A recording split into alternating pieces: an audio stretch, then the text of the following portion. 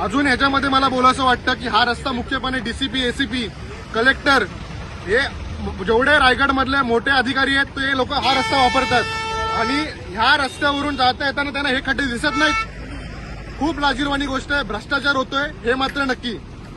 नमस्कार, जय महाराष्ट्र। मी किरण गुरव, मनसे रस्ते स्थापना रायगड जिल्हा संघटक।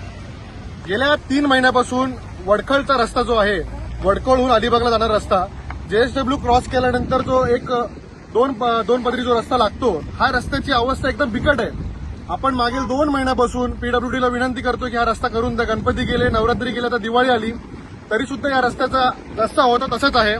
तुम्ही पाहू शकाल की माझ्या मागे एक बीएमडब्ल्यू सारखी गाडी आहे, अतिशय महागातली गाडी आहे आणि ही गाडी पर्यटन आता अलिबागच्या दिशेने चालले होते, तो इकडचा एक खड्डा वाचवण्यासाठी त्या माणसांनी थोडंसं क्रॉस केलं आणि लगेच लेफ्ट साईडला गाडी खाली रुतलेली आहे। ह्याला जबाबदार कोण? इकडचे स्थानिक आमदार, जे आमदार स्वतःला समजतात, ही त्यांची गत आहे। आणि तुमचा जो विकास आहे ना, तो इथे दिसतोय, हा विकास आहे तुमचा अलिबागकरांचा। तुम्ही ज्यांना निवडून दिले त्यांच्यामुळे ही परिस्थिती सगळ्यांना सहन करावी लागते।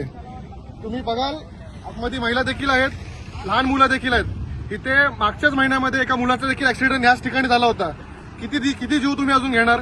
माझा प्रश्न आहे पीडब्ल्यूडी अलिबागला आणि महाराष्ट्र शासनाला